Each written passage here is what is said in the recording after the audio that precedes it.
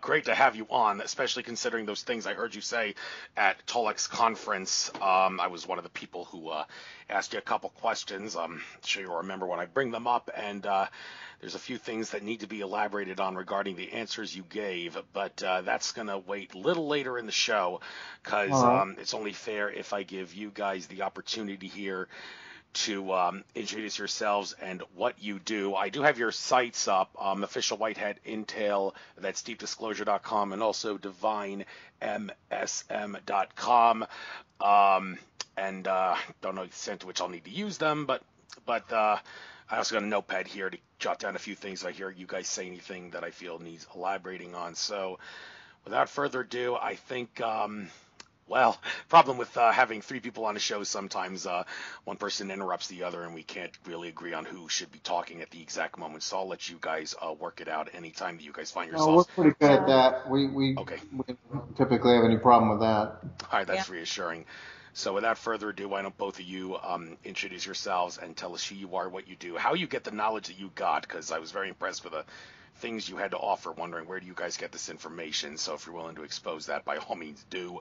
And well, we'll go from there. So if you want to give out your real names too, fine. But if you want to just stick with your aliases, what your real names are is nobody's business. So tell us your life story. You got the floor, both of you. All right. All right. Well, ladies first is what I like to say. Make me go first. That's the Okay. way it should be on this divine feminine planet, ladies first. So All right. Yeah. I guess that's So, fair. um, well, many of you know me as Miss M. My name is Megan, and you can call me that too. I'm a fully conscious psychic medium. I came to this work.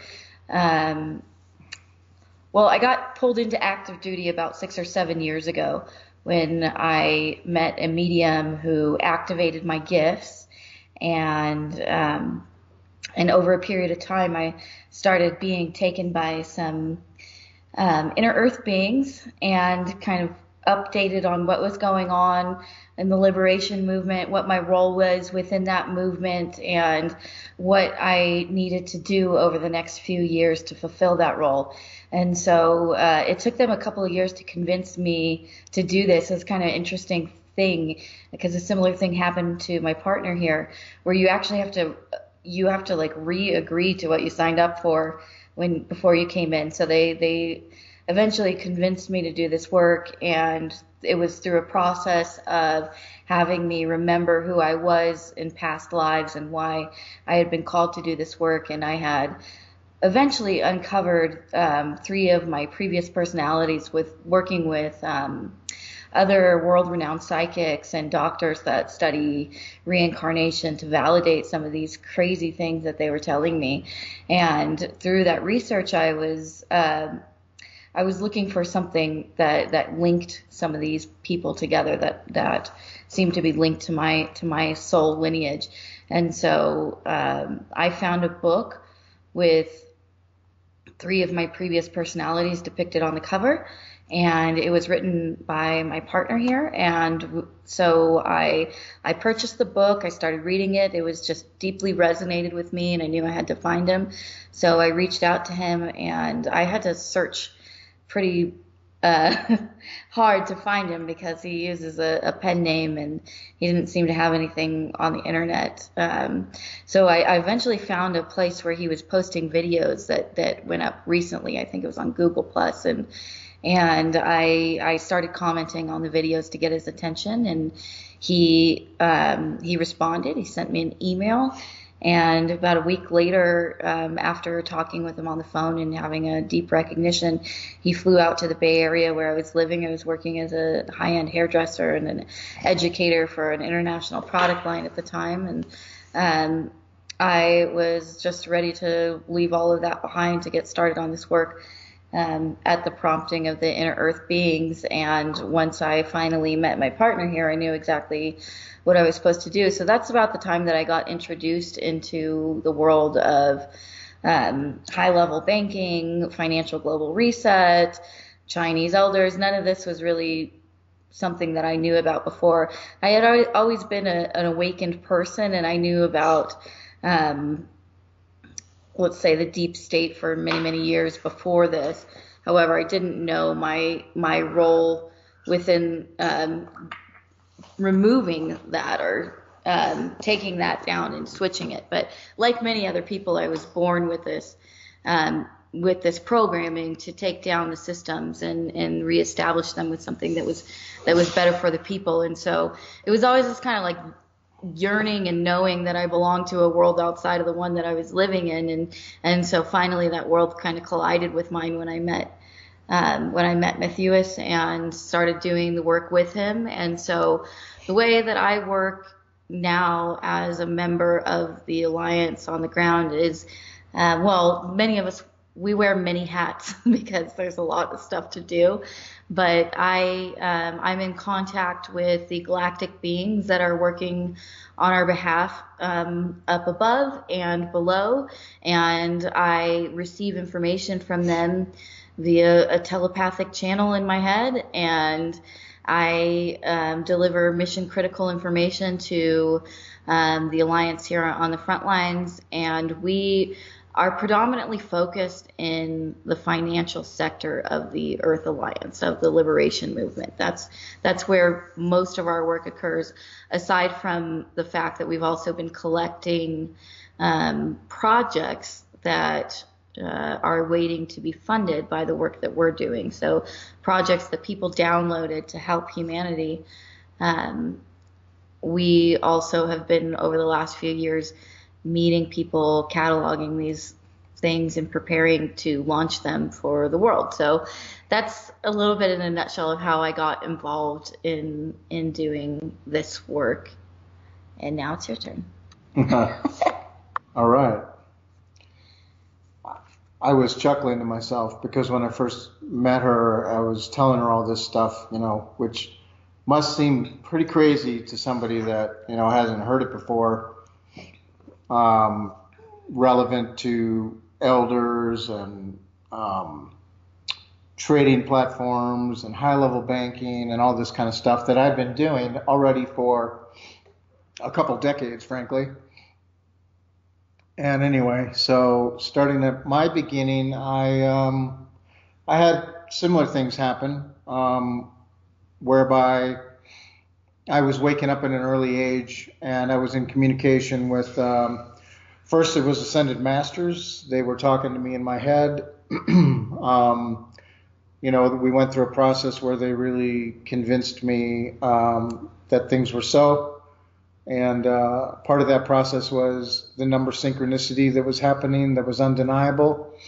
Really incredible, extreme situations that clearly were being divinely orchestrated. And then that transitioned into working, experiencing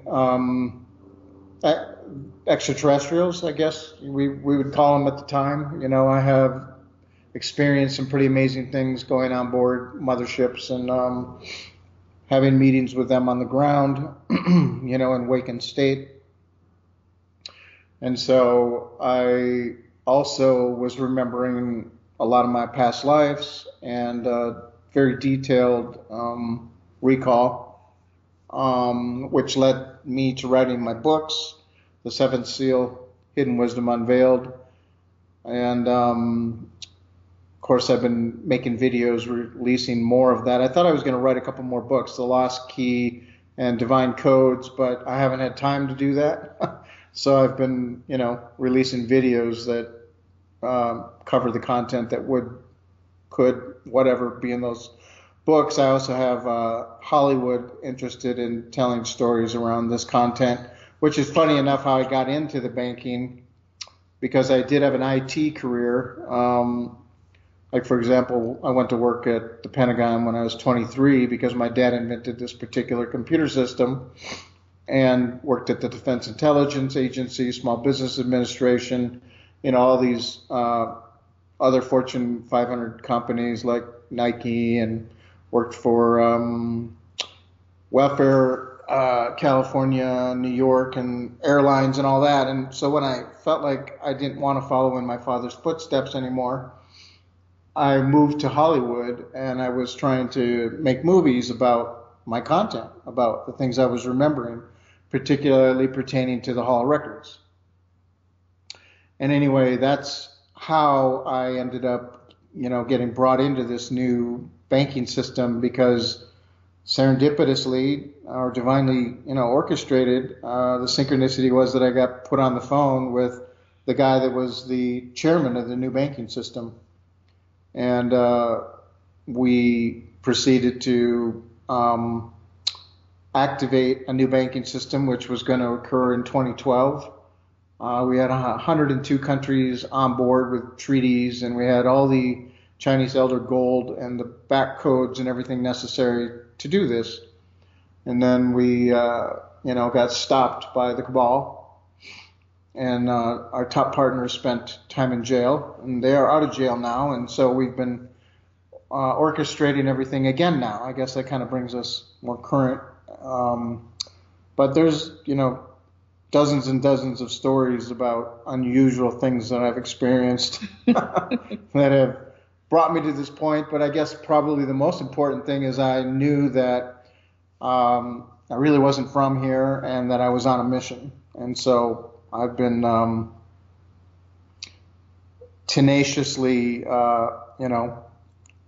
working overtime to get that accomplished. Thank you very much. And since you mentioned the whole banking thing, I guess we might as well start talking about this at the start of this program and save more of the really galactic and spiritual stuff for later. But give me a moment here to maybe elaborate on this. It's kind of important that I do. The conference that we were at, Tolec's conference, you guys said something that maybe at the time you thought you were going to make people a little more happy and rest easy, but you actually apparently did nothing of the sort when you asserted that you think you have been told anyway that the economy will be improving anyway up until the fall of like 2019, I believe you said, and the housing market in particular will see a nice little boom. And one of the people in the audience was like, well, you're actually not making me happy about that because I want to be done with money. I mean, Alex Collier has been saying for years that we're the only civilization in the Milky Way that uses money, and hearing that makes you wonder, well, it's about time we finally join the rest of the club and ditch the monetary system. Well, of course, the guy doesn't seem to realize that these things do take time, but I, as well as a lot of people, have found it utterly ridiculous that this whole RV global currency reset might happen next Tuesday thing. It's a running gag, but it's becoming as annoying as it is pathetic. And what's really annoying about it is ever since like 2012, like you mentioned, many people from a down-earth perspective and also an ET contactee perspective, like Sheldon Neidl in particular, have said, yeah, there's definitely a plan to get rid of the fiat debt-based system we have to replace it with a global currency system where the money is backed by gold and or silver, so it actually has intrinsic value. And Tolec, after that guy said, I want to be done with money and all that, he said, my contacts have told me that there is a 10 to 15 year period at some point in the future where humanity will transition to no money at all. Well, I don't really see how that 10 to 15 year period can get started until we finally ditch the dollar and replace it with a gold-backed currency as a stepping stone to getting to no money at all.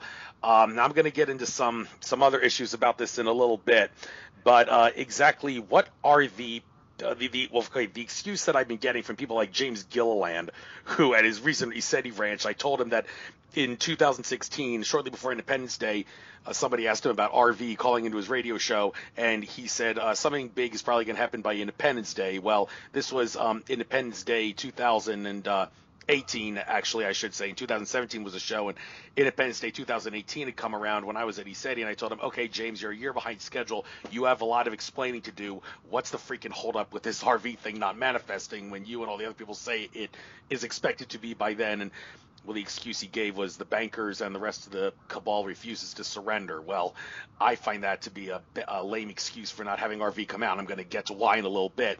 But what exactly are the bankers and the rest of the cabal doing that's making it so hard to get this gold-backed and silver-backed currency out to the world? Is that okay? That's the question. So, yeah.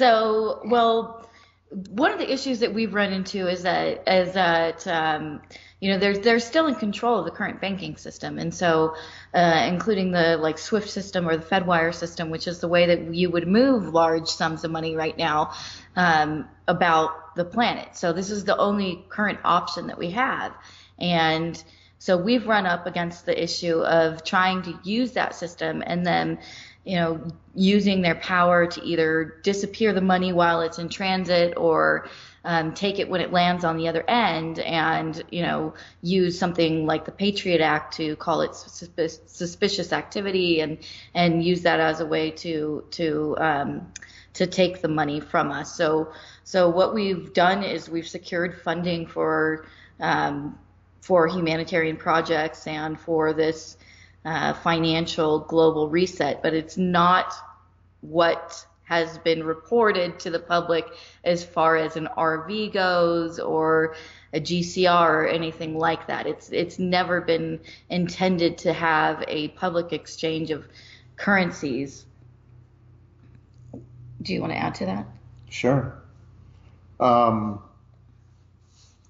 And there are a couple other ways that we can move money that we've been, putting into place. And obviously, we talk about the cryptocurrency as a means to do that, but there are other more technical ways that we have the ability to do that. But all the ways have been interfered with, and so we have more support and help from different groups in doing that. But coming back to point. So the cabal has wanted these elders to release their money through the current vehicle in order to steal it. And so, this whole RV thing was started as a black ops program to entice the elders. Oh, you want to give the money away for the golden age? You want the people to have it? So they created this, as a ruse to have these people get these currencies that they would be able to turn in, and that the elders would feel like their money is, going to help humanity, which is some of their desire, because there's different factions that, only really care about themselves, and they're very greedy. And so the ones that really want to help, have been warned that you're going to lose control of your money. And so that's one reason that it actually hasn't happened, because while they want to help, they've been, rudely awakened to the fact that they would lose control of their money, and they're not going to do that. So yeah, the ones that we talk about, and so this is kind of how the RV myth has continued to be propagated, because some of it is true. So the funds that the elders are holding were allocated, they were meant for, they were stewards of this wealth to be distributed for a golden age on the planet. Now, that didn't mean ever that they were going to be distributed to individuals via 800 numbers. And so that's part of how this myth continues to get propagated, is because some of it is actually true. However, to date, we have not had the elders comply with actually giving away their control of the money. And so it's embracing the roles of stewards of the wealth instead of like permanent owners of the wealth. And so there's been a kind of conflict or tension between us and the negotiations as to how much they get to hold on to and how much is going out to solve the issues on the planet today. And the way that we intend to do that, and the way that this was designed, was to do it on a government level, where we're going in and reinstating an asset-backed currency and eliminating debts for countries, and then stimulating the economy by funding humanitarian projects, not by mailing out checks to all citizens, because this really doesn't solve the problem. And what happens when you do that, when you flood the economy with, a quadrillion dollars overnight, it's going to cause a massive inflation, and it'll cause the economy to collapse. And so that clearly is part of the agenda of the deep state, to disrupt our economy, to collapse the economy so that they can assert more control. And that's not something that we've ever wanted to do. We also want for there to be a smooth transition from the way of life now to the way of life in the future. And going back to what that gentleman said at the show, I hear this from a lot of people. They want money to be gone, and they want, change, and that's fantastic, because we all want change. We all want freedom. But we need to change the way that we think about money, as instead of it being this like evil thing, this evil energetic thing, it's simply a tool for commerce. It's simply a tool for exchange. And so when we eliminate the like crony capitalism and the predatory capitalism that's gone on with the deep state, then we don't have all of the issues that we're having today. So I think that people see the end of money in general as a source of freedom, but the reality is that we still need something to interact, exchange with each other. And even though the galactic communities are maybe not using currency in the way that we do, they are still involved in trade with our planet and with things that we hold as a valued asset, such as gold. So it's not like they're not using any kind of trade or any kind of reciprocity or energetic exchange when they're dealing with each other. And so, and just to think about the future, this is like one thing that's also interesting, is that I've done a lot of readings, and I have these like natives showing up, and they're in the readings for their people, and they're always handing me these like shells or these things that I think represent their currency, beads. Or beads, things that they would have used as a currency to exchange. So they're showing me that, okay, we even used this, and they're also showing me that there is a need for reciprocity. There is a need for exchange here. It shouldn't be, why should I as an individual put myself out there and make stuff and create stuff and spend my incarnation doing that stuff with just for free for everybody? Shouldn't I also have a like quality of life, and shouldn't I also have what I need to survive here in exchange for providing those things? Like, I don't expect for people to go out and create stuff for me for free. Why should I expect people to feed me for free? Well, and indeed you should. And I would love to add to what was said, because we, with the private I meant to say a sovereign bank versus a private bank, types of things that we want to put into place. While we have programs that will help countries, we also are devising programs that will reach down to, the individual level. And that's what we want to do with the cryptocurrency. We want to set up a wallet, and we'll give you coin in that wallet, and, be able to give you more coin depending upon, what you're doing with it and what you intend to do with more. And so, we're working a multiple faceted approach on how we can shift things. So it's not just top down, but certainly that is where there's a lot of focus currently with negotiations with central banks and the like.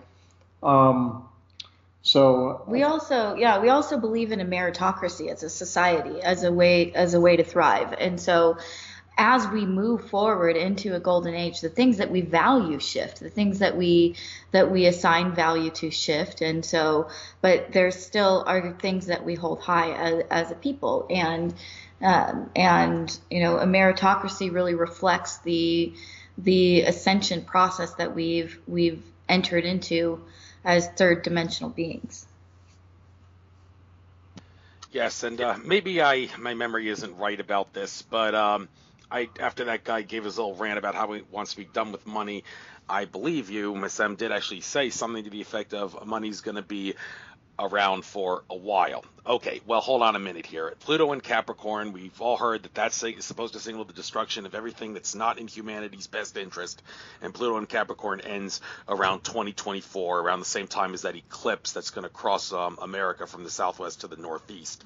And one would think that, okay, well, if that's a true astrological prediction, then, well, obviously money is not in humanity's best interest, so something from a monetary standpoint has to occur by 2024. Well, getting back to what Tolec said about how his contact said there's a 10 to 15 year period when we transition to no money at all, does it appear that based on the astrology and the way things are going and the probability of things happening in the future based on the timeline we're on, do you in any way see the global currency reset switching to asset-backed currency happening before 2024? And would that actually signal the start of the 10-year to 15-year period that Tolec is referring to? Well, I can chime in on that we indeed want to see it start this year, and we're doing everything in our power to have the asset-backed currency, which is already printed up. The U.S. rainbow currency is a thing already, and allocations of gold are already earmarked, and negotiations and different things have already occurred, but we have to accomplish a few other things before we can do that, and we feel that our timeline will enable us to do that this year. You want to add to that? Yeah, I would just speak again to the timeline and in defense of James Gilliland. Like, we decided as a collective, because with the galactic beings and the Earth Alliance here on the planet, there have been multiple timelines that have been at play, and we have been trying to eliminate the timelines in the future that don't represent the highest for humanity. And so we agreed to take another lap around the sun in order to get to that one unity consciousness timeline, because we had gotten to a point where we had two that were verging in different directions. One was headed in a more technologically advanced future, and the other one was a more spiritually advanced future. And we decided as a collective that it would be better to have that in balance and have a unified future for all of us. And so that has contributed to some of the delays that we're experiencing. That and the amount of corruption that has gone on. Like, I really don't know that people. I know people are aware of the depth of the darkness of the corruption that's occurred, but this stuff has gone. The opposition has been able to infiltrate all the way down to like the post office level. So there's a lot to clean up before we can deploy new systems, new foundations, and we're running against the issue of the fact that half of our population is absolutely brainwashed by a media that's working for the opposition, that's controlling the narrative. And so moving too quickly would certainly cause a lot of civil unrest and maybe not garner the results that we want for our future, and could put innocent lives at risk. And so we really do need to think about this strategically, changing your financial structures and changing your systems.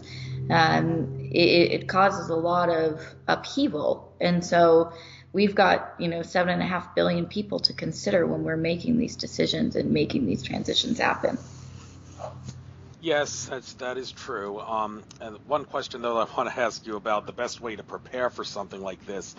I actually got a round of applause at one of Rob Potter's Mount Shasta conferences when Alex Collier was talking about the currency reset and all that. And one question that I asked him that, like I said, got me a nice round of applause from everybody was, is it a good way to prepare for this by, okay, let's say it is true that all debts are going to be written off when RV GCR happens. All debts are written off. Well, if that's true, does that mean that it is a good idea for all of us to max out our credit cards and buy as much gold and silver using our credit cards as we possibly can shortly before RV happens? And then when RV happens, we can be rest assured that all that money that we spend on our credit cards, well, that debt's going to be written off, and we get to keep all the gold and silver that we used our credit cards to buy. And I was like, is that a good or a bad idea? And, well, everybody gave me a nice round of applause suggesting that's a great idea.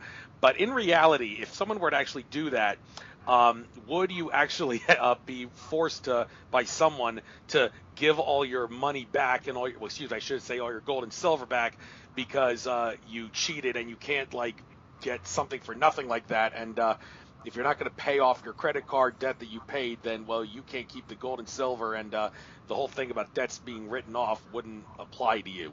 So my idea that we do that, would it work or would it not work? And would you have to give your gold and silver back if you did it? there's a whole nother approach to that, and that is if you are studied in being a sovereign, you would come to understand that loans and credit cards and the value that's assigned comes into existence by your signature. It comes out of thin air. You know, when you go down to the bank and you're going to get a loan for your house, they don't give you their money, they give you your money. So basically you sign a check and that check goes on deposit and their ledger goes up and they just gave you your own money. Okay, so lawfully they don't have the right to have you return those things, quite frankly. However, I would also just make very clear that we have no intention to eliminate people's individual personal debts. So when we're talking about eliminating debt, we're talking about national debts for countries, not for people's personal lifestyle choices. And I also, you have to think about the like fairness of that as well. Like some people go and spend tons of money and get to have a bunch of nice stuff, and then the debts are eliminated, and other people that didn't do that, they just get nothing. Like people should be rewarded for taking advantage of the system as it is currently, and then sorry about you to the people that didn't get the opportunity. I don't think it's really like fair necessarily. It's not necessarily something. Quite honestly, Miss M and I are not always going to agree, which can become very interesting, because my response to that is education is everything. Okay, like for example, the Federal Reserve. You know, there's some new HR 25 to get rid of the IRS and HR 204 to abolish the Federal Reserve and audit it. And I don't know if you guys are tracking this stuff, but the Federal Reserve is obviously something that is a corrupt entity. It's not a U.S. entity. It's, a foreign entity. And so do we really owe money to it?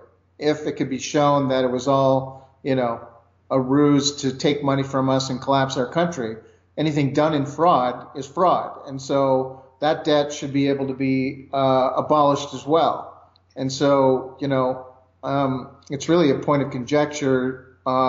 If something is true, if people knew about it, why wouldn't they want to take advantage of it? Yeah, I'm just not going to encourage people to go out and rack up debt that they may be responsible for in the future, and because there is no guarantee. We have no guarantee that debt's going to be eliminated. That's what I would say. There's no guarantee that we would eliminate these credit card debts or these personal debts for people. So I wouldn't recommend it. But so if you want to, so I'm talking about a different track, a way to address that. Is there a fell swoop opportunity to have all the houses, the mortgage loans paid for because it's corrupt and it should never have been done and everybody should own their house? There might be, but that's not what we're focused on currently. Yeah, and I mean, I think there's a way to correct the market, correct like the loans to reflect what the property is actually worth without the false inflation. But I just don't think, I personally don't think it's fair that people that happen to buy a house would get a free house and people who happen to be renting don't get anything at all. Like that to me doesn't seem fair. And if we're talking about fairness and equality, I just think that if we're going to give everybody entitlements, then everyone should get the same amount. Well, there you go. We have to figure out ways that we can complement everybody, but interesting dialogue. Because I'm all about helping everybody as much as I can. Right. Well, I've heard people assert that socialism cannot work as a system, but but they're only basing that assertion on the realization that money exists. If it didn't exist, then couldn't socialism work great as a system? It just depends. Like you would have to have infrastructure in place that was like in perpetual motion that would run and continue to make things function. However, the social system of socialism has not worked on the planet to date, and it hasn't worked anywhere. And so while in theory it's a good idea, it also encourages a centralized government. It encourages less freedoms instead of more freedoms, and it doesn't really reflect what we're yearning for. So I believe that we should have equal opportunity and that people should have the right to, their pursuit of happiness and a certain quality of life. But I also think that we should be free to achieve whatever it is that we want to and not be limited. And I shouldn't have to um, carry the weight of others who are unwilling to carry their own weight. That's not fair either.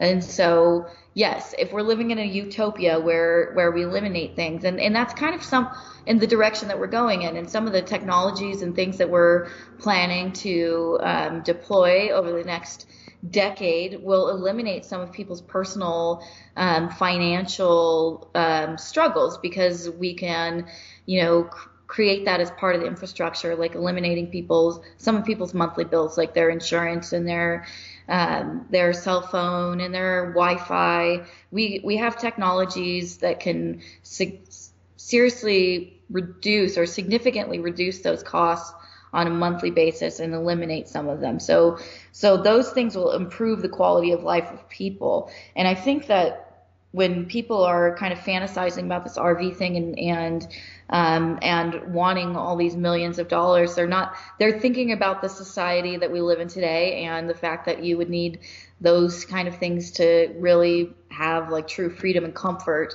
in an inflated economy. But in a true free market or in a stabilized economy where we're not experiencing those kind of things, it really costs a whole lot less to have a high quality of life. And that's what we experienced here in this country before the introduction of the welfare state and before the introduction of, all of these deep state programs that really were designed to oppress people. So, like, for instance, my father was born in 1942, and when he graduated from high school, he was able to buy a home and have children and work and have a good quality of life that we're not really experiencing anymore.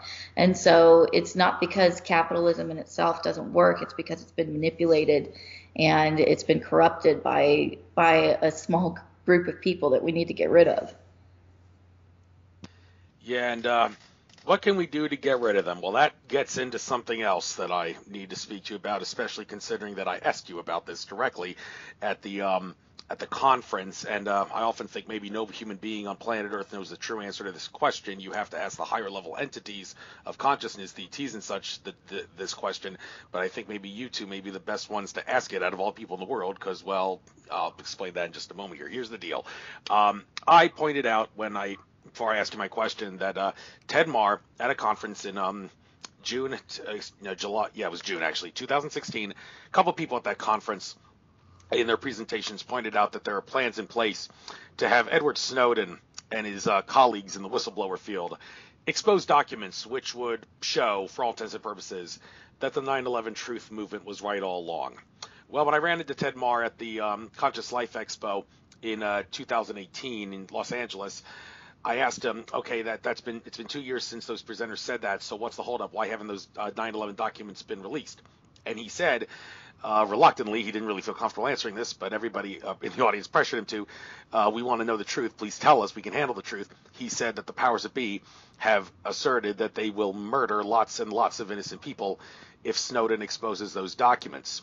Well, my biggest issue with that is I do not see why we should have to put up with the powers that be doing these despicable things and making despicable blackmail and threats and postponing our awakening when we have space brothers who have the ability to shut them down in a heartbeat. Tolec and others have said that if the powers that be were about to pull a doomsday switch, then the good ET councils and the space brothers and such, they can literally shut them down in a heartbeat.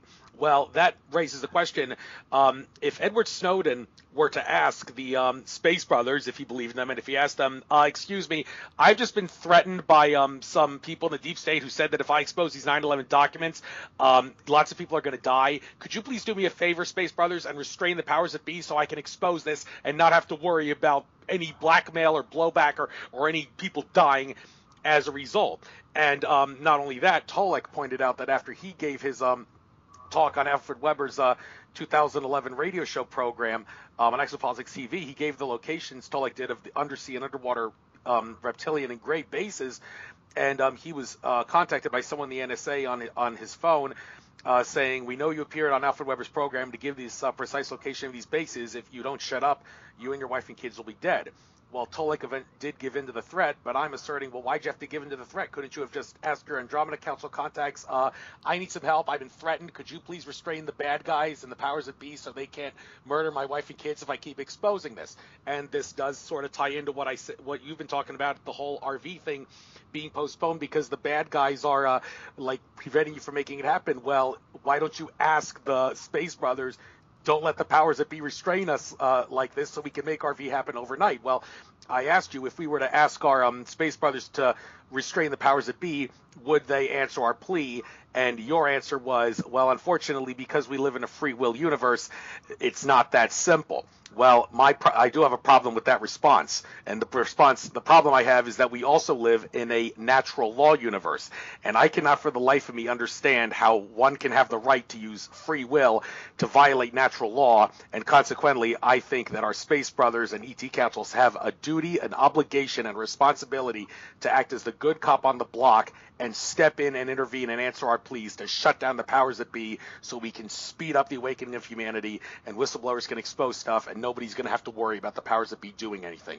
So could you please explain to me why the Space Brothers can't use the excuse that the powers that be are violating natural law in order to justify intervening and speeding up our awakening by restraining the bad guys? All right. Well, there's a bunch of things to address in that remark. Okay, so and I'll start with one here is that they do intervene. They do block things from happening. So back in 2016, the Cabal was trying to set off nukes on the fault lines in California, off the coast of California, to create the big one. And there were a number of, news outlets that they were preparing everybody for the big one. They were getting everybody primed to believe that this was a natural occurrence. And so they have diffused nuclear devices to prevent this from happening. They also diffused nuclear devices that were planted in Yellowstone in order to set that off and cause mass destruction. They've also been shutting down bases. These bases that Tolec was talking about, which I also know the locations of, they've been extricating beings from down there. They've been shutting down the tunnels. They've been blowing them out, which you've been hearing some explosions coming and some earthquakes off the coast in Central and South America that are as a result of this happening and loud booms that people are hearing. So yes, there is intervention. There is intervention going on, and they are preventing some of this stuff from happening. They actually moved our planet so that we wouldn't have a pole shift and that we would be closer to the central sun. So they are doing things to help us.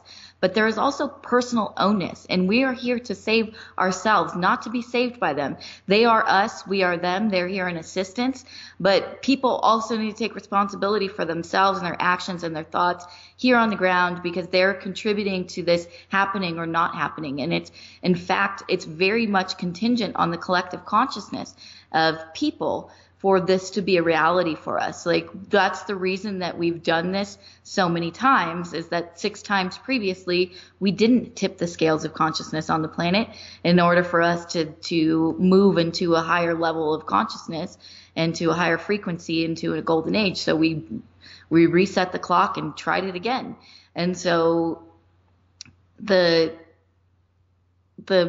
answer is that, they're not our saviors. There are brothers and sisters that are assisting us. And while there is natural law, that doesn't necessarily apply to the earth plane because it's been corrupted down here. And they've also talked to me about changing the laws on the planet to more directly reflect universal and natural laws to prevent these kind of things from happening again. And so that's something that's in the works and that's happening as well. But just because you're in violation of these natural laws doesn't mean that you're also going to get repercussions or karma from those in this lifetime or in this space time. So those things are reflected on your soul, but it doesn't necessarily mean that there's an intervention right away and that you're feeling the justice and the consequences of those things in this lifetime. So I don't really know exactly how the universe works. And even all these people that are saying that they do, it's just not possible that we could possibly know the full extent of universal law, natural law, and how it really works, and who's out there and who's really helping us, because we are removed, we are veiled here, we are disconnected from our full galactic community. And so a lot of this is speculation that comes from just from the contact that we do have. And another thing that I would say to that is that when I communicate with these beings, it's very cryptic, it's very veiled, and it comes in that way because they can give us only so much, and we have to connect the dots down here. So again, we are the ones that we've been waiting for. We incarnated here to save ourselves, not to have somebody else above save us. And so they have intervened to the level that they are able to. But you have to also remember that the people that are doing horrible crap down here also have help from outside alien beings. So not everybody up there is kind or in support of our thriving society. Well, all right. I'm glad you got your take on that, but it kind of makes me wonder. I mean, how could the ET councils not feel shameful if they didn't step in and something happens? The good analogy to describe this is anybody who follows the Spider-Man stories remembers that one of the biggest turning points in Spider-Man's life wasn't getting bit by the spider and becoming Spider-Man.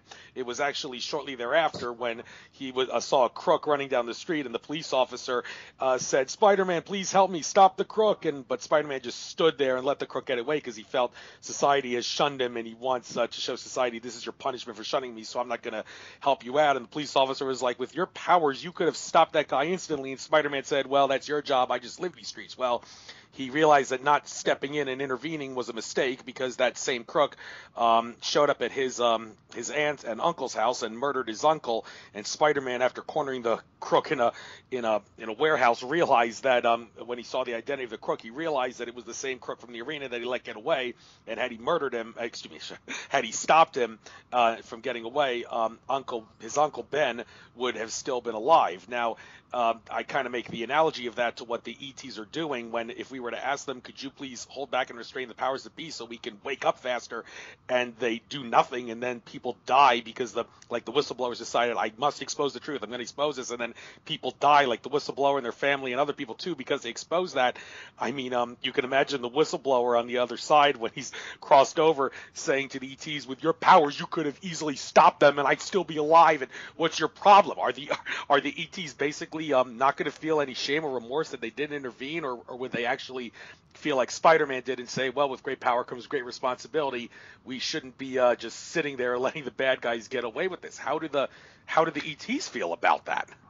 Well, let me chime in and say just a little bit, because the tactics that the opposition deploys is fear. So my message to Snowden is don't succumb, because while they say that, we know that there will be positive forces that won't, enable that to happen. But at the same time, more than ever and more than anything, they just want us to succumb, be frail, and fold. And we can't do that anymore. Absolutely. And also, I would just say, again, there's an assumption here that they're not helping, but they actually are. They are helping in a lot of ways. And we have ships all stationed all around our planet that are assisting us, that are helping us. And also, I don't know if you've seen this show. Have you seen the show Orville? I think it's a great show. It's super funny. It's a Seth MacFarlane show, and it's about it's kind of like a comedy spoof on some of the Star Trek shows, and in there they outline these kind of universal laws. There's a limit to how much they can. The laws also limit them to how much they can intervene, and so I think that there.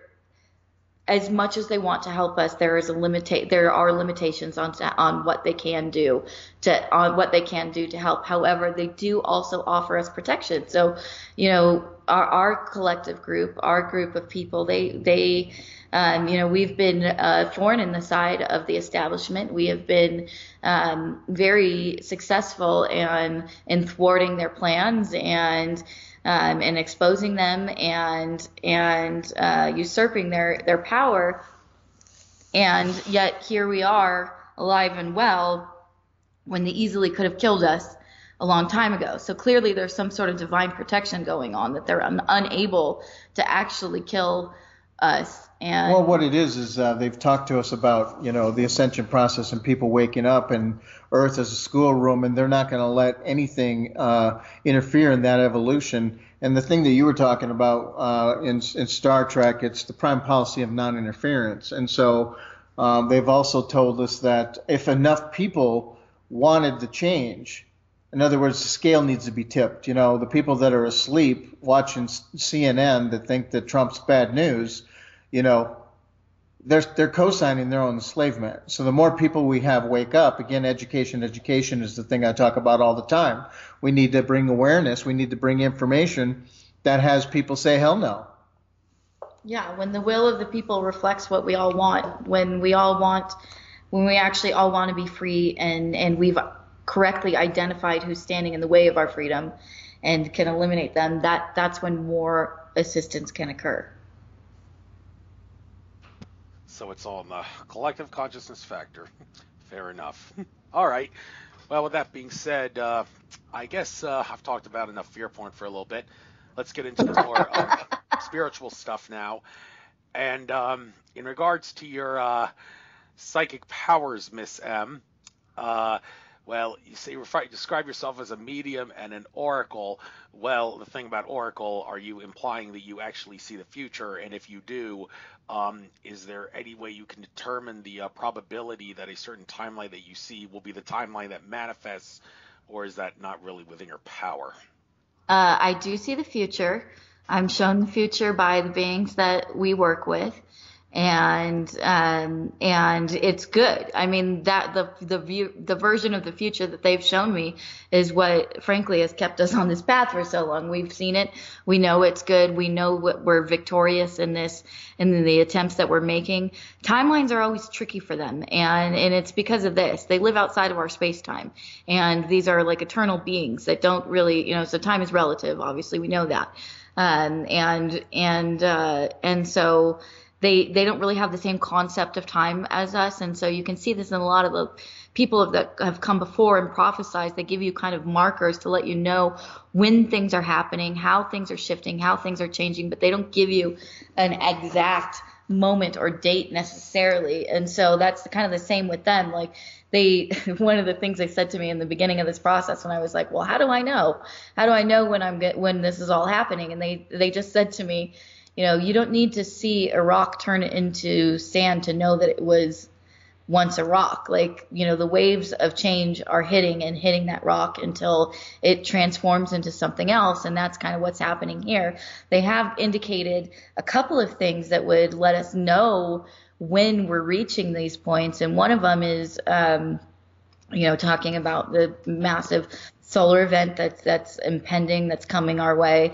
And then also, again, the eclipse that you mentioned before. So what they told me was that when we had the first eclipse, the first full solar eclipse, that marked a end of a 7-year period of initiation for the early awakeners or the early awakened people, and that we were now entering into a 7-year period where it was time for the rest of humanity to wake up. It was time for us to really embrace our roles as light beings and way showers and get everybody else on board. And they had until 2024, April 2024, to reach that point. And then at that point, after the second eclipse happens, it's basically like the new regime is in charge and are able to enforce more of the new systems that will actually bring us into this golden age, and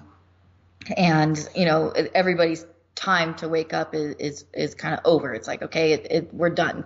This is where we are. We win. This is it. We're moving forward. So this year has been prophesized not only by myself and the beings that I talk to, but many other people that are tapped in and receiving downloads and information are talking about the significance of 2019 and the stuff that's happening to shift things this year. So it's always really frustrating that that it's slower than we'd like, right? It's annoying, but we also have to recognize the little victories that are happening along the way that are getting us to where we want to go. So it's not like we haven't made any progress. And since 2012, we made a tremendous amount of progress. And one of the biggest accomplishments that we made was getting the deep state out of the White House, so that over the last 2 years, we could begin to dismantle the web of corruption that they have spun around the globe. And that is actually happening. So, there's a lot of talk right now about military tribunals and big name arrests. And while we can't confirm any of those big names, we do know that there's been active operations going on with the military and the agencies to take down the deep state since before Christmas. So there's stuff happening now that will lead to a clearing of the way so that we can deploy the new systems. But I can't give you an exact timeline. What it can say is that, again, I've seen the future. It's a beautiful thing. We win. The light shines bright. I've seen the planet, what it looks like when we're done. It's clean. There's no pollution. We have a kind of a fresh start here. It's really, truly a beautiful thing. And we need to start holding that vision in our hearts so that as a collective, we can manifest that. Well, clearly they've seen the future with the looking glass and different things because of the insertions that occurred into our lives and some of our partners' lives.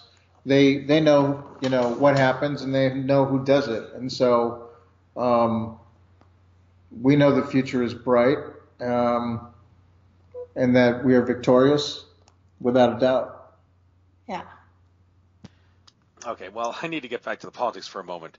You said we got the deep state out of the White House. Whoa, whoa, whoa, whoa. If I may quote David Icke for a moment, shortly after Trump beat Hillary in the election, Donald Trump said, "I think the biggest mistake that all the Trump supporters are making is believing that he is not an insider. I have no doubt that Trump is definitely an insider. In fact, the idea that he's not is about as ridiculous as it is nonsensical. To think that someone with that much money cannot have any connections to the Illuminati is, well, ridiculous. I mean, there's no question he is certainly getting blackmailed, considering that Ted Marr pointed out when I asked him about the whole Snowden thing that one of the reasons Donald Trump met with Henry Kissinger was so Henry Kissinger could basically tell him, you will do what my minions and me tell you to do, or you and your family and business partners are dead. And, is Trump being protected by aliens? Well, maybe he is, considering that Carrie Cassidy, in her interview she did with Mark Richards back in this past April, I finally got around to listening to that because that was the next video on my list of bookmark videos to watch. She pointed out that Donald Trump's wife is in fact an ET hybrid and a big connection with to Trump and the rest of the extraterrestrials. So, okay, is Donald Trump working for the good guys or the bad guys? Everything I've seen suggests he's kind of at the mercy of both. But I mean, to suggest that the White House has been the deep state has been removed from the White House, how can you possibly make that assertion when people like Henry Kissinger are threatening to murder Trump if he doesn't do the deep state's bidding? Okay, let me clarify what I just said. Okay, so what I mean is that the administration that's in power right now, they are loyal to the cause, and clearly there have been concessions that have been made. It's not, he has to play within the structure that's currently there, but we know firsthand information and have a personal relationship with the current administration to know that, yes, they are actually on the good side, and he is on the good side. His life has been threatened a number of times. There's been attempted assassinations a number of times. He's heavily insulated by the white hats in the military and in the agencies that are protecting him from being killed. And he knows full well the risk that he's taken to do the job that he's doing right now, but he is definitely on our side and was put up to do the job by people on our side. So is there anything else? No, that's all true. Yeah, that's all fact. Unfortunately, there's not enough alternative news to educate people about the facts, And of course, everybody can say, well, you're just saying that. How can we present any facts? Well, look at all the accomplishments. And there's secret things that are going on that we're privy to, positive things behind the scene, One thing that's far enough in the past that I can talk about is the meeting with Putin in Helsinki. That was orchestrated by some of the elders that control the money, and they said there needs to be peace, and when there's peace, we'll release, we'll be able to release more. And so we know that went down. We know some of the things that were said. And of course, while that positive thing was going down, what was the media doing? Oh, he's a traitor and we don't know what was said. And let's inflict more sanctions on Russia. It's just ridiculous what's happening, considering the juxtaposition between the good things that are really occurring. And I don't think there should be any question in anybody's minds whether or not Hillary was the cabal candidate and not Trump. And it was a massive victory for us to not have her in the White House. And we've been able to do so much more. We've made so much more progress with an ally in the White House as opposed to another deep state, 8-year deep state regime. So we've made a tremendous amount of progress with the help and the blessing and the assistance of the current administration. All right, I guess I can go along with that.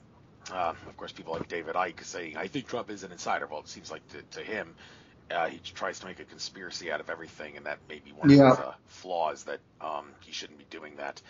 He tries to talk about consciousness, but he doesn't get involved in it as much as he should, and seems to always go the conspiracy route for some reason. But anyhow, let's switch gears here. I see the whole medical intuitive sessions where you help people with medical issues. I guess interesting thing here, your guys will also help to identify how health issues are connected to both the emotional body and the collective memories of our soul. Could you please expand on that? Health issues of the emotional body versus collective memories of the soul. Could you please compare and contrast? Okay, so we have, I would say I want to be very clear about the fact that I don't think that people manifest illnesses into their lives because of karma or because of past life trauma, or that they're doing this because they deserve it. There's a lot of, a lot of the stuff that's happening with people's health today is manufactured by the deep state and the stuff that they release, and so that's why there's such a huge health crisis going on the planet. However, there's a link to the emotional body and to our past lives that that affects the way that these kind of illnesses present within our body. Like, let's say something like the Epstein-Barr virus, which is a terrible virus that I believe was created and spread, that is kind of like this sleeping monster in the body that it affects people in a number of different ways. And so depending on where you're weakened in your energetic field, let's say in your chakra system, it might manifest in those areas more. So the symptoms are different for people based on their personal histories, based on their and based on their soul histories. So I've worked with people that have had breathing issues and lung issues because of past life traumas that are in their cellular memory. Maybe they died in a fire, or they were drowned in a previous life, or they were in a shipwreck, and that manifests somehow in the physical body. But there are also traumas in this lifetime that it could occur to somebody that manifests in the physical body as an illness. And so it's important to know those things and to clear those things energetically. But I also take a very 3D approach to them, and I recognize that illnesses are the result of the body being out of stasis. And this is what I've been shown by the guides that I work with and the guides of people that contribute to this information. So if they're just showing me how the body is out of stasis and how to get it back into stasis. But for a full, cellular healing, and I believe that we have the ability to heal ourselves and our bodies through the power of thought. If we attack it from all sides. If we do the clearing on the energetic side, and then also, do the physical stuff of like introducing the right supplements and minerals to get our body back into stasis, then we can just heal faster. So that's, I hope that answers your question.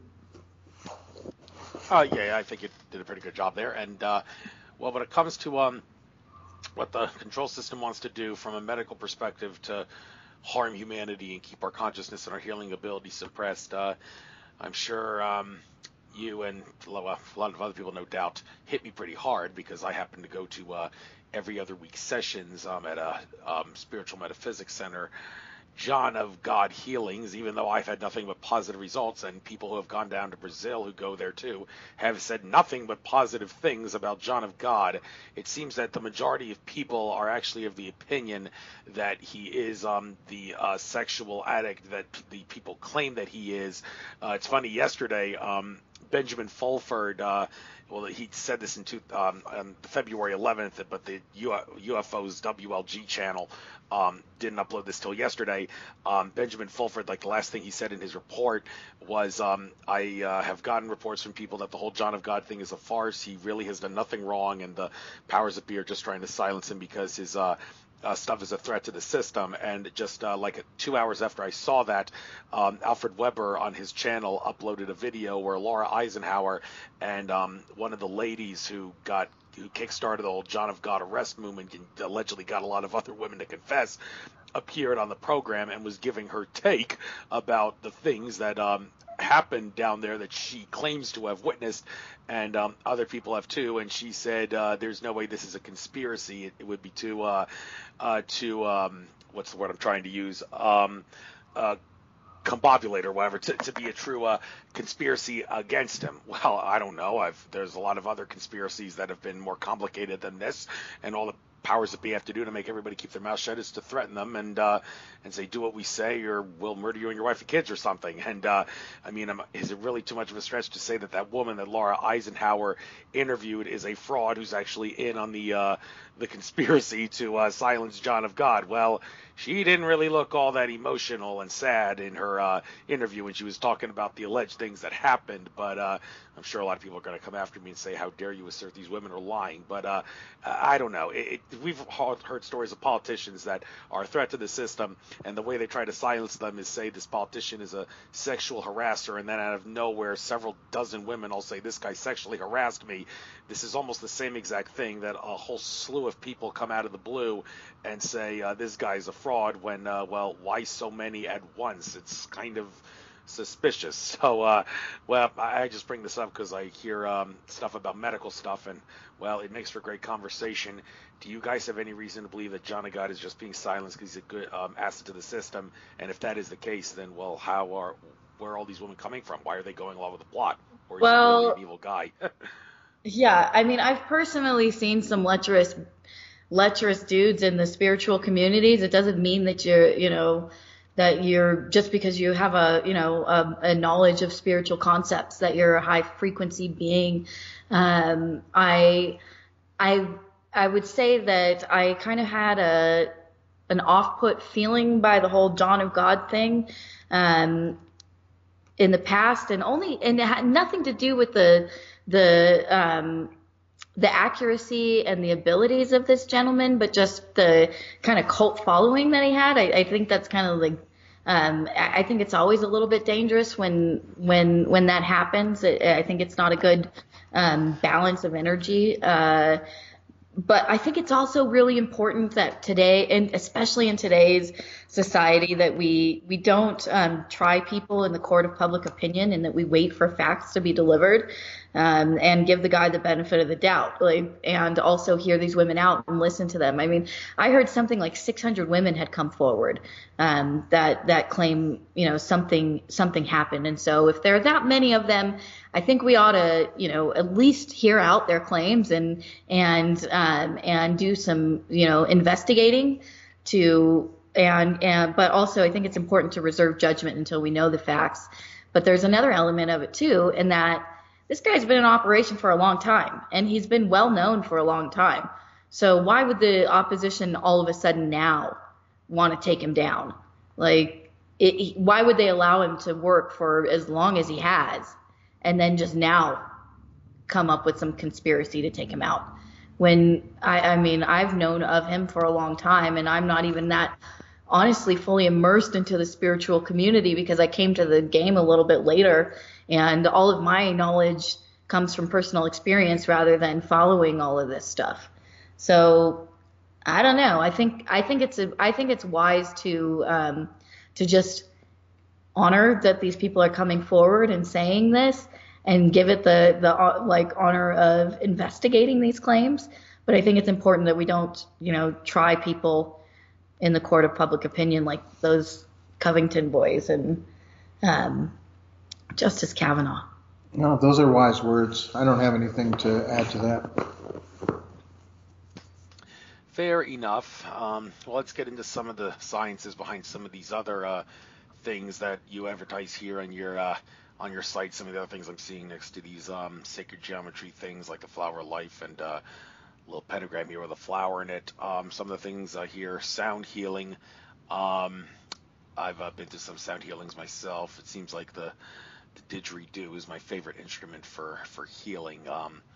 But what kind of sound healing do you do? What kind of frequencies are you talking about here? And could you please give us the science and the metaphysics behind how this works? Well, sound travels through physical waves, right? And we are all just vibrating particles, and everything is frequency.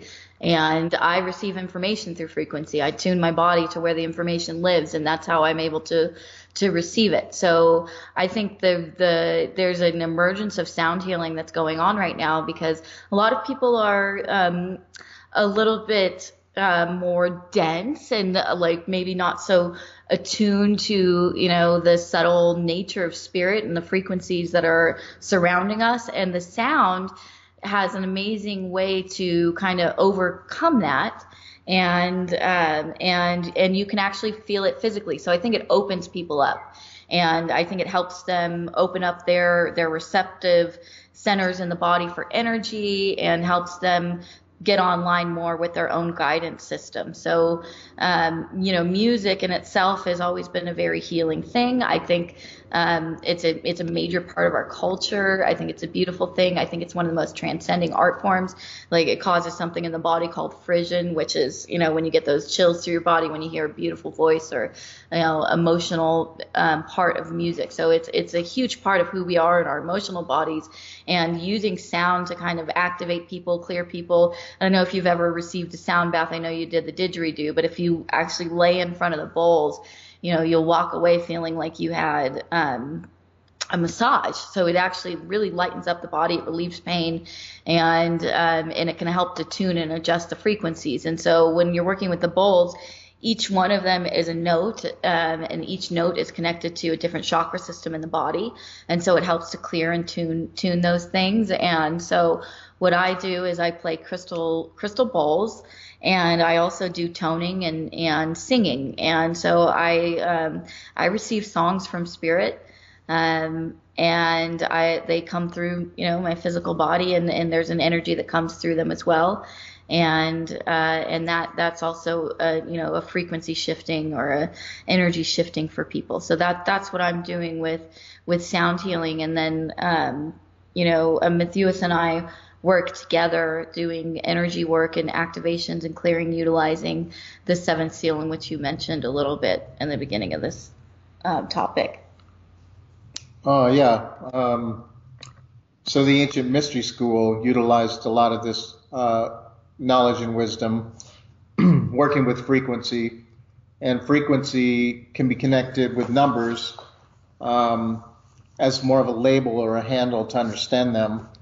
And so my understanding of how certain series of numbers are like you could call it a song, I suppose. This sequence of numbers arranged in a particular manner have a effect. And so in my journey, the beings that I work with were communicating with me by displaying arrays of numbers, whether it be on a billboard or odometer or however. They got my attention, and then when I pulled on that thread, it was amazing what unraveled. And there's a whole language of light information that can be correlated to, I also like to call them creation codes. And so this is a science that all these people that are, coming forward with bits and pieces of this are collectively understanding. And so, Yeah. and yet it's still ancient knowledge that came from the mystery schools that we were all a part of in our past life, and we're, bringing forward aspects of it so that we have a greater understanding. I put out my videos, as I mentioned, because I have a pretty keen, deep understanding of aspects, and it takes a lot to explain it. It's a very voluminous, subject. Yeah, so the sacred geometry, these are like the building blocks of our universe. These are the building blocks of our reality, and each of these shapes contains a frequency within it because of the way that their structure makes the vibrating particles move within them. And so sound is an extension of that. Words are an extension of that, and they have the ability to shift us. And I don't know if you've seen some of these like sand experiments or these sound experiments where they play music and it causes, sand to move into these geometric shapes because it creates a unified field. It creates, it shows you the pathways in which that energy is moving in a physical and visual way. And it's actually a really beautiful, beautiful thing. Yeah, and I think it's also interesting to mention that the secret space program, cosmic disclosure, and all this kind of stuff, whether it be Emery Smith or whoever, because they've all touched on it in a variety of ways, there's a hyperdimensional math. There's a higher level of understanding that they said we're only scratching the surface of. For example, portals opening on the planet at particular alignments and particular locations, which to me seems very natural with the understanding that I have that those would occur. Like if you had a Merkaba, a three-dimensional Star of David around the body or around the planet, which Thrive did a really good job of showing, this toroidal field math, right? So at these certain points, at these certain alignments, these access points, portals will open, and through these portals you can travel interdimensionally, and this is how stargates are done. And so anyways, everybody's hinting at this. And really, this science, it's a super science that when it's all interconnected, we have access to, whether it be free energy or time travel. These are where all these things come from. And much like what it says in the Emerald Tablets, when Thoth says there is a magic number science, and if you understand it, you'll gain access to higher dimensional consciousness and other dimensional realities. And I'm paraphrasing slightly, pulling together different aspects of things that it said. But, again, we're all waking up and bringing forward our peace to assemble into a greater wisdom. Thank you. Now, do you know a lot about the Emerald Tablets by any chance? I do. I know a Okay. considerable amount about it. Well, first of all, when I hear that the Emerald Tablets, Thoth, or actually it's technically pronounced Tahote, that's what Joseph Farrell explained to me when I interviewed him. There is no TH sound in Egyptian language, so it's really Tahote. But anyway, the interesting thing about Tahote and the Emerald Tablets, hearing that, well, he's responsible for them, okay, well, that opens up a whole new can of worms regarding what he and the rest of the Egyptian gods actually were. I've heard Robert Bouval of the Orion Mystery fame say the Egyptians were very adamant about their belief that their gods came from the stars. But I'm wondering, do they believe that because it's true, or do they believe that because maybe they they had succumbed to the Illuminati bloodlines who were ruling Earth during the time of ancient Egypt, and were maybe trying to put some sort of a religion mythology on the people of Egypt, which they were suckered into believing was true. So they believe that their gods came from the stars because the Illuminati brainwashed them into believing that. And well, it's been said that Osiris and Isis, they came from Egypt. Well, where did Tehote come from? And well, I mean, if Tehote really did create the Emerald Tablets, well, that means that he did exist. So doesn't that by default mean the rest of the Egyptian gods existed? Well, if they existed, how do you explain their existence? Well, that's a loaded question. So there's a lot of things that could be said about that. The ancient Egyptian texts, they definitely say we come from the stars, we return to the stars, and their cosmology or creation story says that a set number of beings came from the abyss and they set everything up and then they returned to the abyss. And so, these things are very plain and blatant in that regard. In terms of, I still like to call them Thoth, whatever you want to call them, I believe that everything has an older origin, much older, like the pyramids are a lot older, etc. And so that a lot of these beings lived in other civilizations like Atlantis, and that these were satellite locations, and that whether or not they were beings that came from someplace else, they definitely had an interaction with beings that were coming from other places.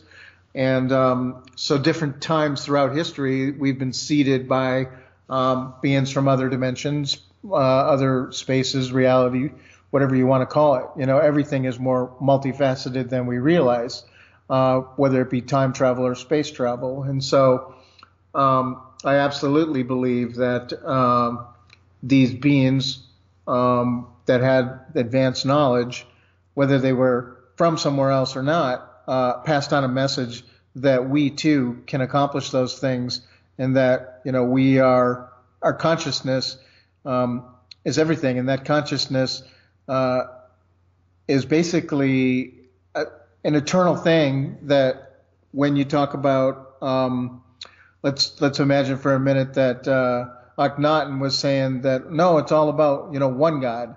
Well, he actually was talking about the sun, because that's what the Aten was, right? And so it's the consciousness that's behind that or within that. And so, yeah, it is one source consciousness, but there's many expressions of that. And so the pantheon of gods is typically denotes the characteristics of all the different beings, and so there's a lot that I could say about the subject, because I consider myself a bit of an Egyptologist. I've studied all these things for decades, and I've decoded many things that point to, I kind of call it the Christ model, if you will, that the gospel in the stars basically tells us a story and a roadmap for awakening our consciousness and returning to whether it's leaving this dimension or not, it's returning to a divine place where we have access to our birthright to be more aware of our creator self. Yeah, thank you.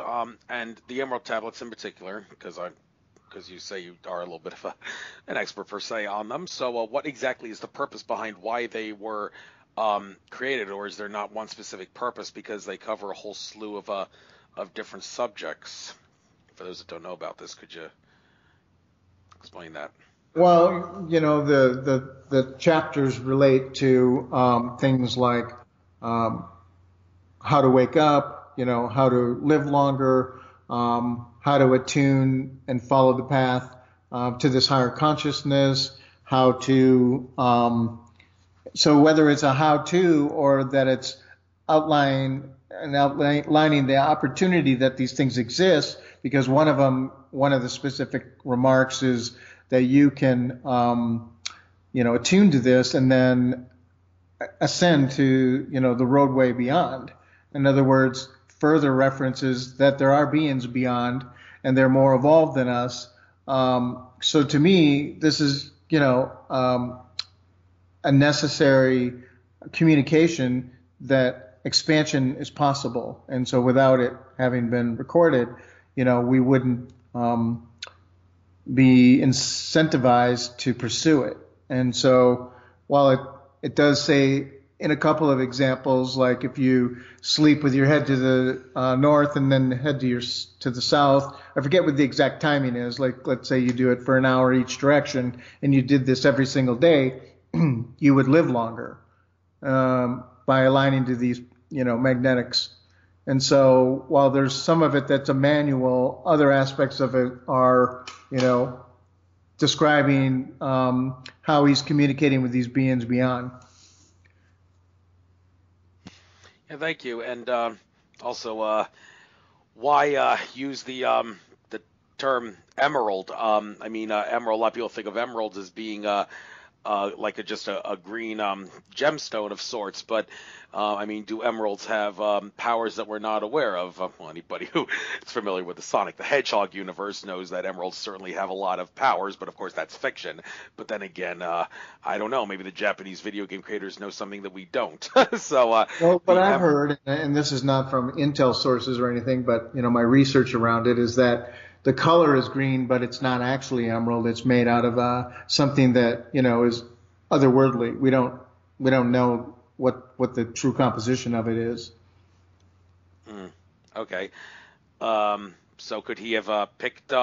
Could he have possibly picked another name besides Emerald Tablets, or any specific reason that you can think of why that would be the name in question?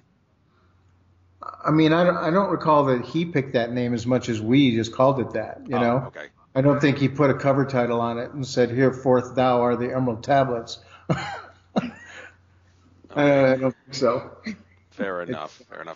All right.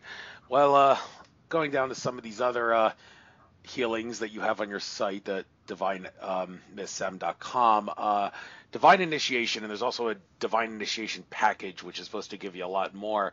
Well, regardless of the things that you are helping people learn in these things to expand their psychic connection and step into the divine flow and expand your frequency and whatnot, there's a lot of people out there who would say that, well, you really shouldn't have to pay a big fee to someone to teach you these things, but you could just learn it on your own. But is it really, can one make the assertion that learning it on your own is probably not the best way? Because there are certainly cases where people, if you want them to teach you, they can teach you and help you improve the thing better than you ever could. Take me for example. I had tried for a little while, to gain telekinetic powers by tearing a teeny tiny itsy bitsy piece of paper off the corner of a paper, and that teeny tiny itsy bitsy piece of paper that wasn't even a quarter centimeter in width.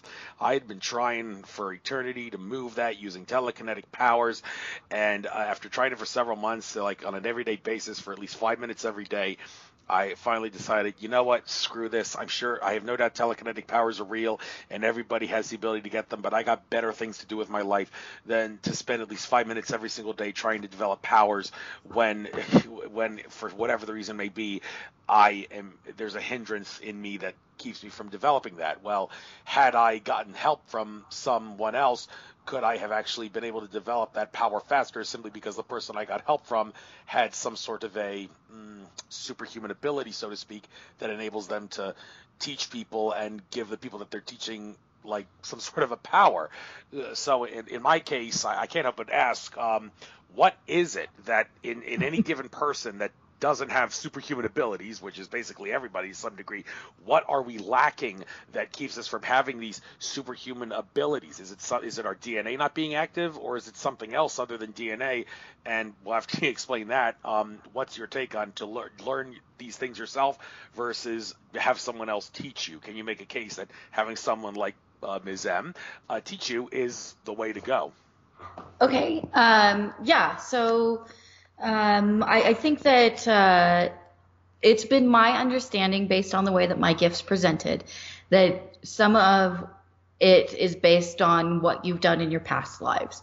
And so that doesn't mean that you can't achieve certain levels of consciousness or certain abilities. It just means you may have to work a little harder to get them. So I've been doing this a lot in the 3D world in many incarnations. That's why I'm able to tap into it a little bit easier than maybe somebody else would be able to, but it doesn't mean that it's excluded, like you're excluded from doing the things that I'm doing.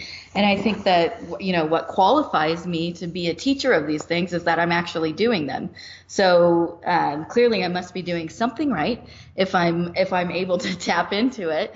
And what I do in my sessions is that, number one, people are way more connected already than they know, because the language of spirit, the communication of spirit is a very subtle thing. And so in our modern world that's so loud and chaotic, we kind of overlook the communications that are coming through. And that's something that happened to me for many, many years. I was unaware that other people didn't have voices in their head. Their inner monologue wasn't in a different dialect or language. These were just normal things to me, but I was kind of not fully embracing my gifts until I was about 27 years old. So and it was actually coming in contact with somebody that had opened up their own gifts and being exposed to their frequency that helped me learn how to tune my body. So once I knew what it felt like, once I knew where spirit lived, I was able to drop into that place energetically. So when I do these sessions with people, the reason that I do them, or what I teach is actually just explaining how I learned to work with energy as a child, and showing people how to do that, how energy moves, how it works, so that they can do it for themselves. And then a lot of it is also contingent on the emotional body, and I practice, the path of ascension through emotional mastery. So a lot of what I do is dependent on like emotional frequency, and that's another way to access and open up your gifts. And so we do. And there are also a number of things that in our physical world that could be preventing us from actually accessing our gifts, like, inorganic materials in our bodies and in our environments. And so we do audits of going over those things and seeing where there are things that we can tune or clear that may help us open up and connect a little bit deeper with our guidance system. And so that's another aspect of what we do. This is the process that I take people through when I do this. Now, as to the fee that I charge, it's my time, right? So I'm charging for my time, and I don't owe this to anybody. It's something that I enjoy, and the money that I receive for it represents an energetic exchange of somebody reciprocating me taking time out of my incarnation to help them enhance their own incarnation. So I don't owe that to anybody, and that's why I receive payment for what I do, because I also have to survive, and I also have to support myself while we do the other stuff that we're doing behind the scenes. So monetary compensation is something that is a necessity for me, and it should be something that other healers and practitioners receive as well. It's all about an energy exchange. And so I actually price myself very accessibly. And so when you're looking at a package like the Divine Initiation package, which is priced at, I believe, $500, or is multiple hours of session with me. So it reflects my hourly rate, and it's up to people to decide whether or not that feels like something they're guided to do or something that would help them. But I can say that the people that have received these sessions or worked with me in these have certainly opened up more and really also empowered themselves to know that they're actually really connected already. And so I can't guarantee, I'm not handing out gifts to people. But I do know that your gifts can be activated by being exposed to different frequencies, because that's how it happened for me. So it's something that I do to help other people. I actually paid for sessions with the medium that did it for me, and I didn't have an issue with doing that, because again, he was giving me his time and his energy to teach and help me. And so I actually did pay for that as well. And I don't think it's such a bad thing. I need to learn from you. I've made videos for the last decade. I probably have 25 of them out there. I put these together. It takes me sometimes upward of 50 hours per video. And I was just doing some quick calculation. It's like a couple thousand hours of providing this content to people. That's teaching them about what these numbers mean and sharing some of my experiences. And frankly, I recall that when you talked about our websites, we didn't mention the 7 Seal. That's number 7sealcodes.com. And I've also created a new website. Actually, Patreon. I've become, part of that. So my name, Mithyu Asim Hotep, where you can find my videos under YouTube /Mithyu Asim Hotep, or off of the 7 Seal Codes site. You can learn about that. But I'm realizing that this took a lot of time, a lot of effort, and my next level of content, which is the Saint Germain codes, I'm going to be releasing through the Patreon site. So if people are willing to, contribute $5 a month, they'll have access to it. Yeah, and then just again to wrap up, like I am in these sessions, all I am doing is sharing with people how I unlocked and accessed my gift in an aim to help them do the same for themselves. And I think the people that I've worked with have been blown away by what they're capable of. And it is really fulfilling to help other people on their path as well. Well, isn't it true that some of us, we get stuff by osmosis also? So just being exposed to a frequency, being around somebody, about entrainment, right? So if you've got 2 guitars in a room across from each other and you strum the C chord, you walk across the room, you'll see the C chord vibrating on the other guitar in the other corner. Well, the human body works very much like that. And so, in other words, if you're exposed to people with gifts and information, because everything, frequency is information, light is information, you can pick it up just by being around them. Yeah, so, even just doing a reading with me, it basically. And then this is what happened with me, is that I went into a session with this medium, and I did a reading with him, and it opened a door that that was just cracked before. It blew that door wide open, and it kept it open. So anytime that you dip into the field, anytime that you spend some time in that field, it's going to make that world merge more and more with your own. And it's going to keep that door open. So, yeah, exposing yourself to different frequencies can help you open up even more. No question about that. And, what can we do to wake up humanity even faster? Well, aside from giving healings and clearings and whatnot, give them more information pertaining to disclosure, hence your site, deepdisclosure.com. Now, the thing about disclosure, though, there's something I need to read off of here that I copied and pasted from Akashic Records reader Andrew Bartzis. Gives insights in his emails often, and one that I've copied and pasted on my page here because I find it to be extremely significant, and I'd like to read it here. It's not going to take me too long, I assure you, but before I do, just want to point out that you mentioned earlier that, like, looking to the future and all, you see everything is going to be relatively bright and good and positive timeline-ish and whatnot. Well, let me read this thing here. Quote, "You want to know what it's going to be like in the future. It's about saving our culture. It's about cleaning up our planet. The financial system can be taken care of. It's already been thought of. But to implement a new financial system means there has to be a time for us as a human species to let down, to sleep, to heal, okay? There was a time when human awakening began on another timeline, on another previous timeline genocide during the second paradox, where we made it to 2004 and our species was told about UFOs, and it was so harsh in the way that it came through. Not that the media did it wrong, and during their breakdown it was okay. Our people, ourselves, were so confounded by the lies that many of them just stopped living, and the whole society and the whole structure fell apart. And that cannot happen. There cannot be a cultural breakdown. Something of our food has to survive. Something of the way we live has to survive. There was incredibly beautiful lifetimes here. It has not all been dark. It is just propaganda that has made it look that way," unquote. Okay, the most notable thing about here, disclosure happened.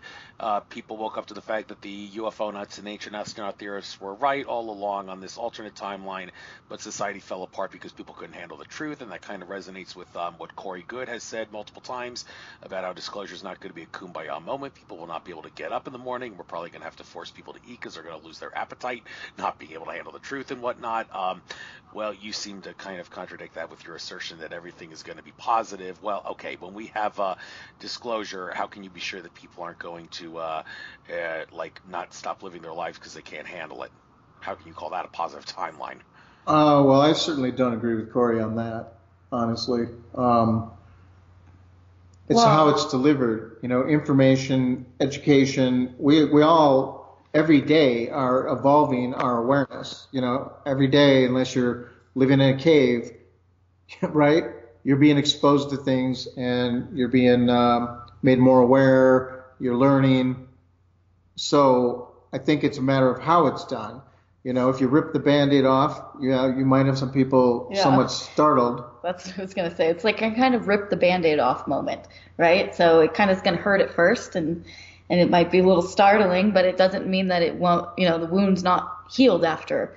The shock wears off? Yeah, after the shock wears off. And then also, that's another reason for the raising of the frequency, the raising of the consciousness to prepare people for knowing this kind of stuff. And that is another reason for the strategic plan or the strategic timing on disclosing certain things and what is important for people to know, what's not important for people to know, and at what point. I think that it's important that people know that we're a part of a galactic community, so that the stuff that's happened on our planet can't happen anymore. If we weren't isolated so much, we wouldn't have gone so far down this corruption path, I believe.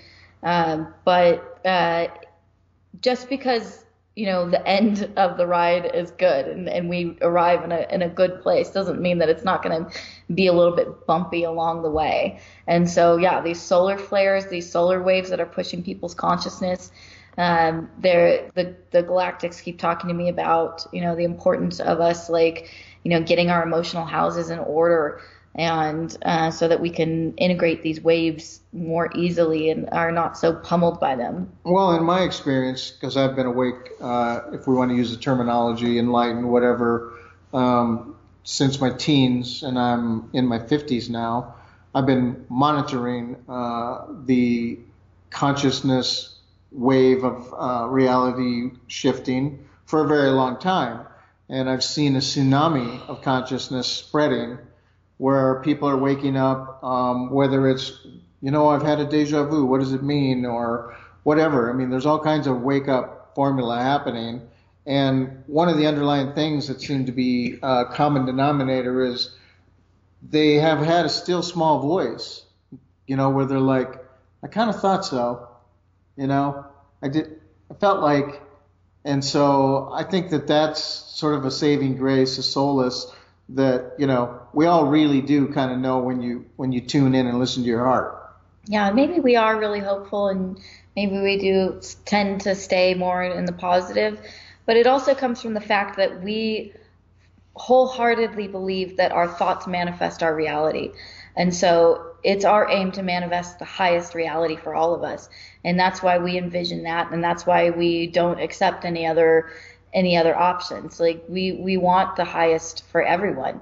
And so that's what we want to put our energy into manifesting.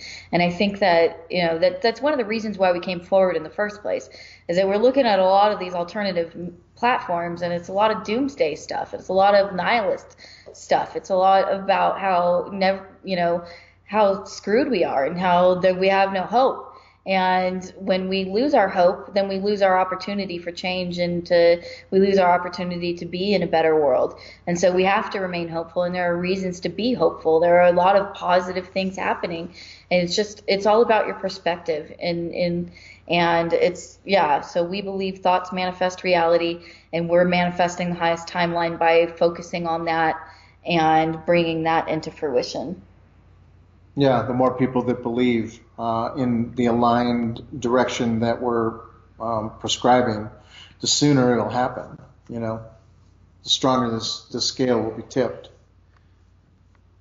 And, well, I need to work on patience, just like a lot of Aries like me do. That seems like one of the biggest weaknesses of an Aries, but hey, this is one good way to test my patience, the fact that this thing is not happening as fast as we could want it. Now, I guess I'll switch gears again, and something else that came up in conversation at Tolec's conference when you guys were on stage was the whole sovereign citizen movement, and whether or not it's worth it or not worth it to use the methods that they employ. I mean, Randy Kelton of Rule of Law Radio has always asserted that the best way of beating the system is to use their own laws to beat them, because they're so corrupt and so evil that they have to make very strict laws to keep themselves in line, and that gives us the opportunity to use those laws to keep them in line. For every bad thing that the control system tries to do, you will discover that there is always, without exception, a check and balance of some sort in the black letter law or the official law or the case law or whatever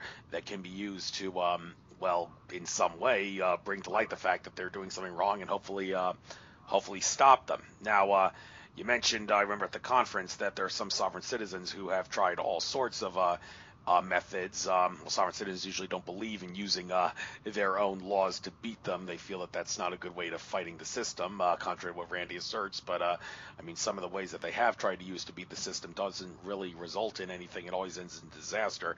People that have tried using the One People's Public Trust thing that came about in 2013, I believe, the only thing that does is send wannabe sovereign citizens to the slammer. You're not going to win in court saying you have been foreclosed upon because this document says so. You must find me innocent. It doesn't work like that. And I know you've pointed out at the conference there that you know of a few sovereign citizens that, well, they get sent to jail no matter what, regardless of what they try to show. Well, I asked the question, well, do we not have the ability to do the equivalent of what is known as a Jedi mind trick on the control system if they ever start trying to employ that irrebuttable presumption method, where they're always going to presume that we're guilty, and no matter what the evidence shows, and they're going to try to lock us up no matter what? Well, if Jedi mind trick powers are real, and I have no reason to think they're not, because George Lucas made his movies, truth under the guise of fiction, then you would think that there is a way, maybe not necessarily by waving your hand at a judge or something in the courtroom, not literally like a Jedi does it,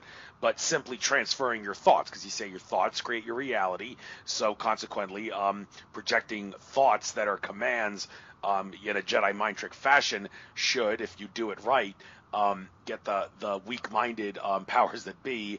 Well, they're not all weak-minded, but a great many of them are. It should make them well, rule in your favor, and you get to go free and whatnot. Well, I mean, is there any sense in trying to employ the Jedi mind trick to beat the control system if they try using the irrebuttable presumption method?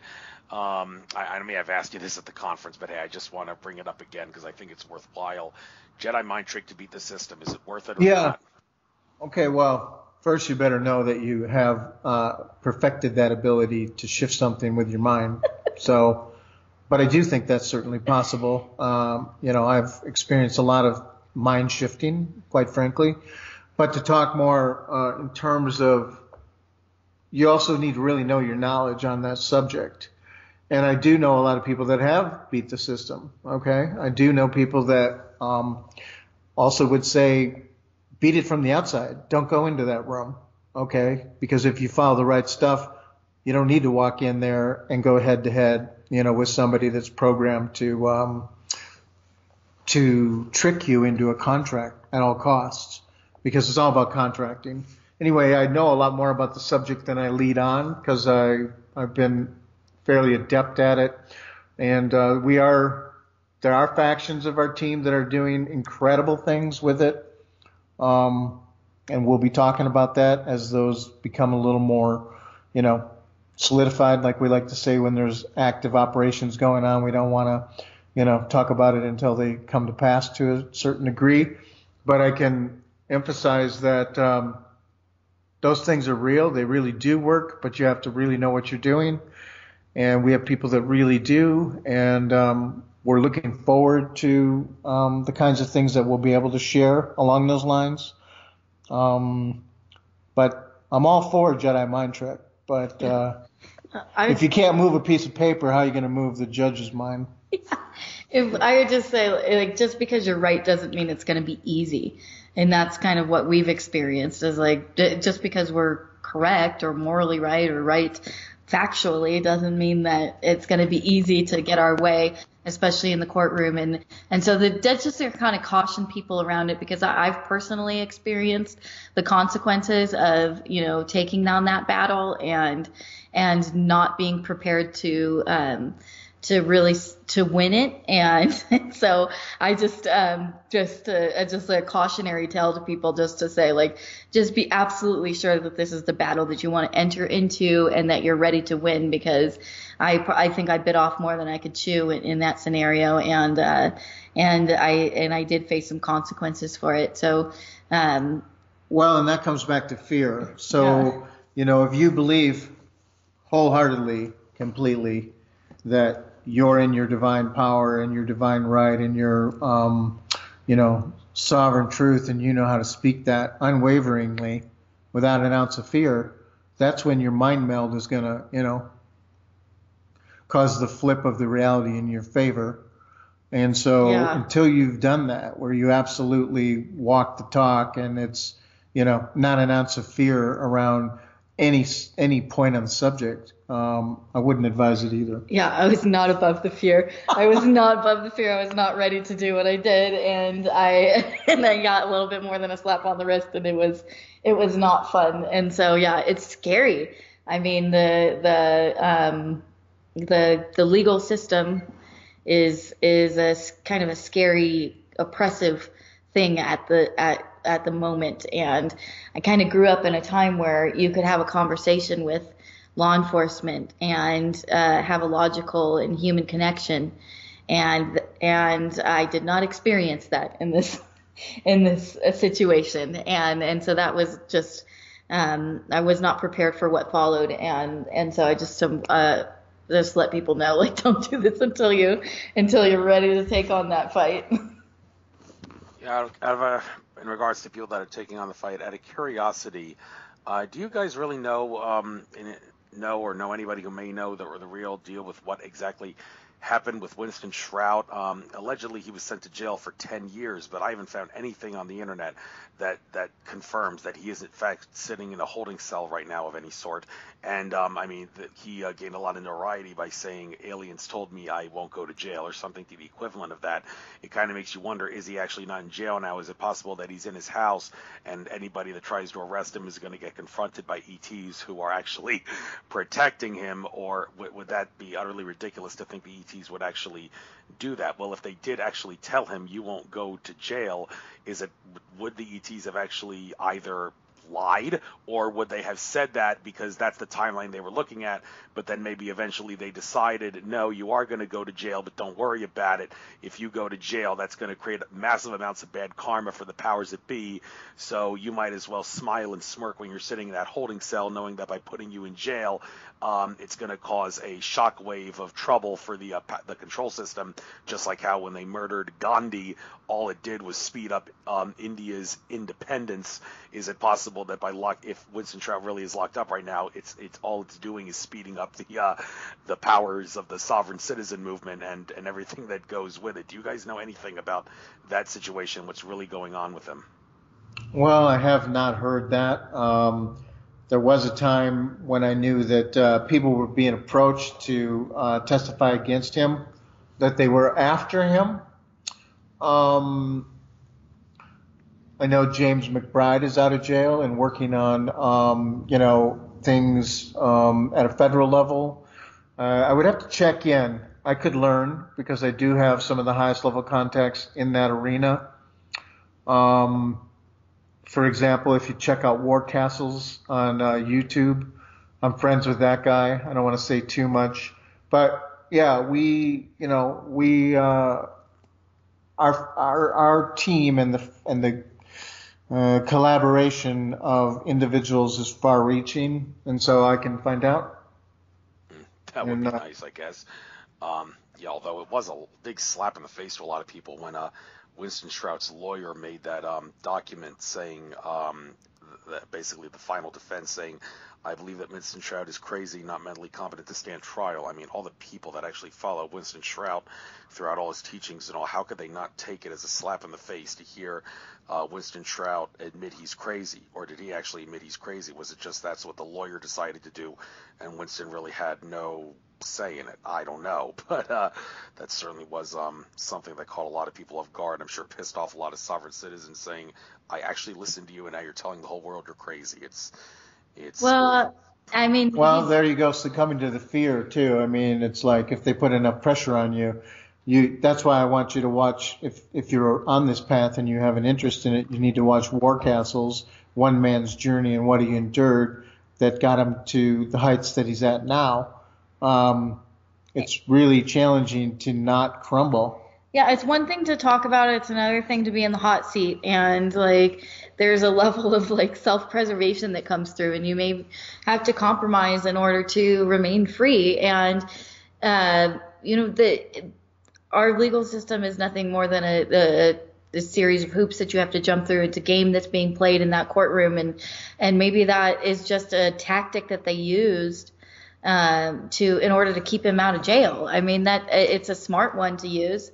And I think if I was prosecuting him and I came across him saying that he wasn't going to go to jail because aliens said so, I think that would be enough to prove that that argument that his lawyer went with. So, it's his job of the lawyer to protect him and to keep him out of jail. And if that's the strategy that they used, I don't think that it's. I mean. Again, I don't think this Winston Shrout is like beholden to anybody, right? He's doing his work. He's helping people in the way that he can. But when it comes to him either going to jail or not, like if he needs to tell people that he's crazy in order to stay out of jail, then more power to him.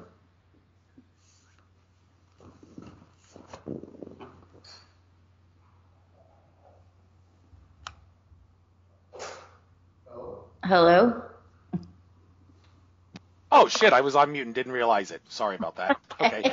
But anyhow, I was saying that we only got 4 minutes left. I didn't realize time flew so quickly. But in the last few minutes that we have left, I guess, one thing I did want to ask you, you guys are from Sedona. Sedona is a very spiritual, enhanced spot. I've been there like 4 or 5 times in the past several years. I'm not going to be able to go this year, but miss Tolec. He's going to miss me, I'm sure. But what exactly do you guys, since you live there, can you tell us what exactly is it about Sedona that makes it so magical?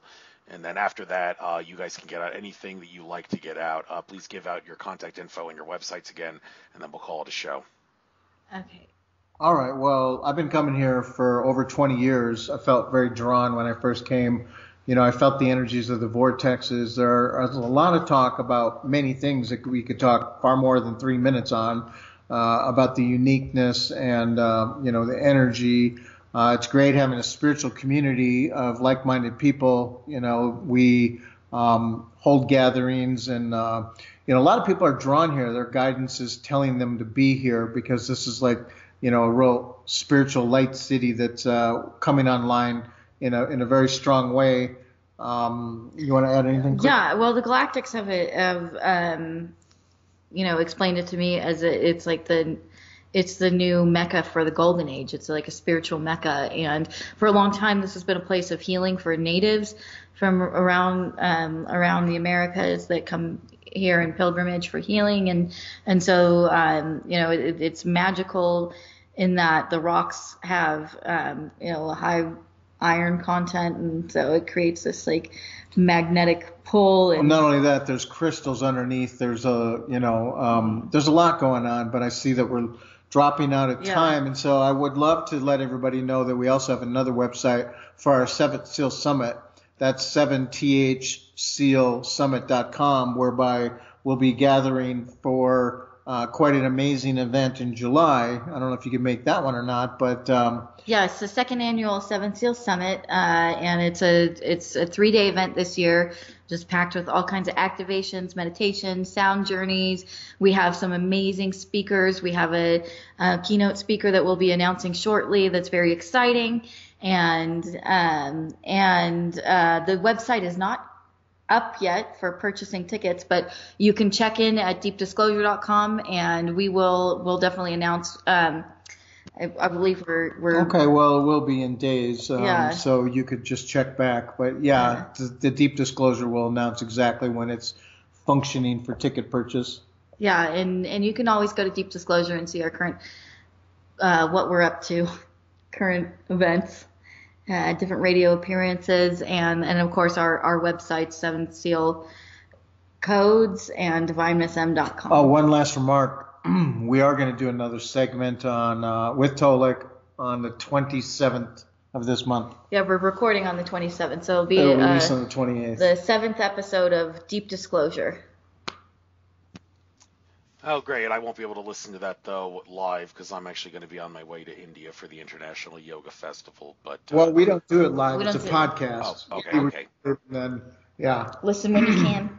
Okay, and I will, when I upload this to YouTube, I will send the link to you guys so you can upload it to Deep Disclosure if you want. So that being Cool. said, it was great having you both on. It went pretty well having two guests on, no conflicts or anything. You said you're good at that, and you obviously are. So very enlightening interview. Learned a few things myself, just like I seem to every interview that I do, and you did answer some questions I really wanted to hear the answer to, so that's great, and maybe I'll run into you at a future conference. So without further ado, I bid you good day, good night, good afternoon, whatever time it. Oh, it's 5 o'clock there, and you're part of the.